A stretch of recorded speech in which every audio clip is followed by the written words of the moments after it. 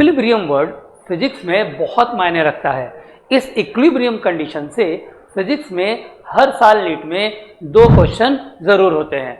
Equilibrium word का मतलब exactly होता क्या है? तो यहाँ देखो, यह जो हमारा इक्विलिब्रियम वर्ड है, ठीक है, इक्विलिब्रियम, यह इक्विलिब्रियम वर्ड को 2 पार्ट में आप डिवाइड कर दो। एक को बोला जाता है ट्रांसलेशनल इक्विलिब्रियम, ट्रांसलेशनल इक्विलिब्रियम, ठीक है, और दूसरे को कहा जाता है रोटेशनल इक्विलिब्रियम, रोटेशनल इक्विलिब्रियम।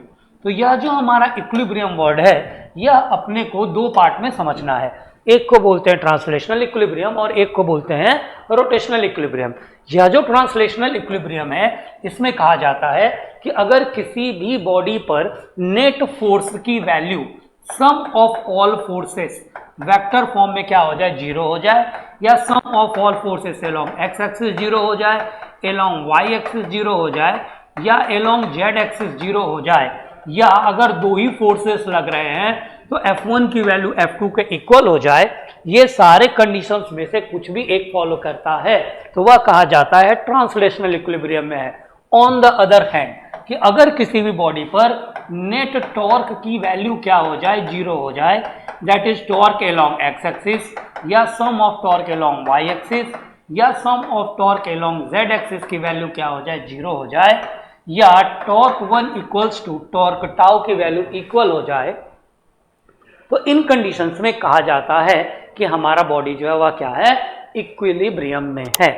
तो मैं भास्कर सर तुम्हारा सारथी आज लेकर आया हूं नीट PYQ सीरीज में इसी इक्विलिब्रियम से पूछा हुआ 2025 का एक क्वेश्चन, ठीक है। अब यह क्वेश्चन क्या कहता है, जरा ध्यान से देखो। क्वेश्चन में कहता है कि a uniform rod of mass 20 kg and length 5 metre leans against a smooth vertical wall making an angle of 60 degree with it.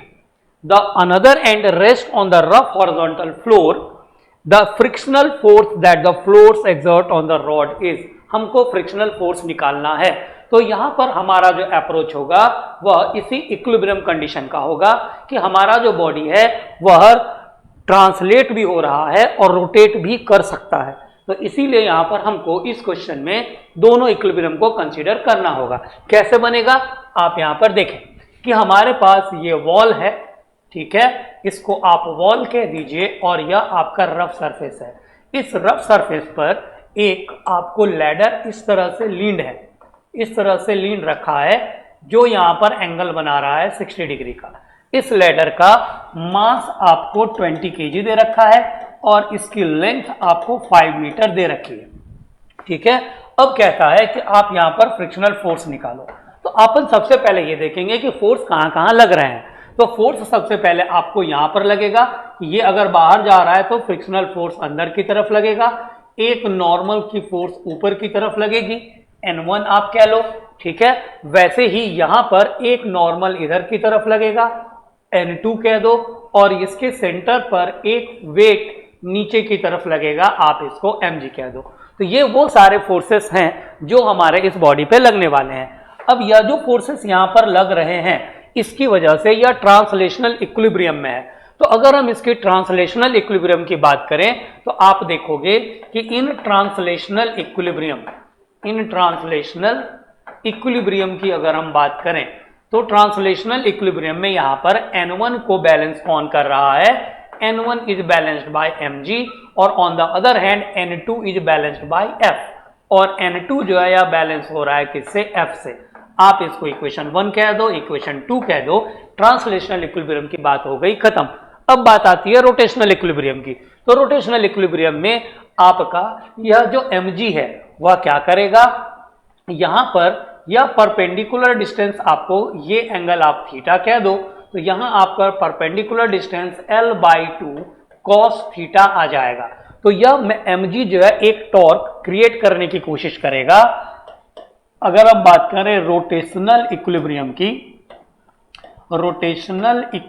की, तो यहाँ पर एक फोर्स mg होगा जिसका perpendicular distance L/2 cos theta होगा। अब आप दूसरी तरफ देखिए, एक फोर्स आपका N2 है और इसका ये परपेंडिकुलर डिस्टेंस आप L साइन थीटा लिखोगे क्योंकि ये पूरा L है और ये एंगल थीटा है। तो यहां पर आप लिखोगे N2 L साइन थीटा, आप ये लिखोगे। अब आप देखो यहां पर L से L की वैल्यू कैंसिल हो जाएगी। N2 की जगह यहां से आप क्या लिख सकते हो, F रिप्लेस कर सकते हो। तो आप यहां पर लिख सकते हो mg/2 cos theta is equals to L sine theta, और इस L की जगह आप F लिख दो क्योंकि L तो कैंसिल कर लिया हमने। तो आप यहां पर लिखोगे N2 की जगह F साइन थीटा। तो यहां से आपको F की वैल्यू मिल जाएगी mg/2 cos by sine cot theta. अब ये कॉट थीटा की वैल्यू कितनी होगी, तो यह 60 है, ये 90 है, तो यह थीटा की वैल्यू आपको कितनी मिल जाएगी, 30 डिग्री। ठीक है, तो अब आप यह वैल्यू यहां पुट कर दीजिए, F equals to mg/2 cot 30। अब सारे वैल्यूज को आप यहां पुट कर दीजिए। F इक्वल्स टू m की जगह 20 kg दे रखा है, g की वैल्यू 10 कह रहा है, बाई 2 कर दीजिए, इंटू √3 कर दीजिए।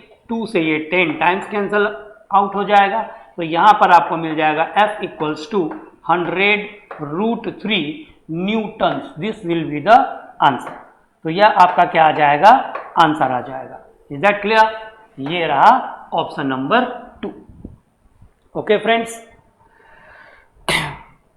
तो जिस तरह से साइकिल की सवारी में संतुलन बनाए रखने के लिए चलते रहना होता है, वैसे ही हमें हमारी जिंदगी में इक्विलिब्रियम रखने के लिए हमें कंटिन्यूअसली मूव करना पड़ता है। इसलिए आप keep doing, keep going. Thank you. जय श्री कृष्ण।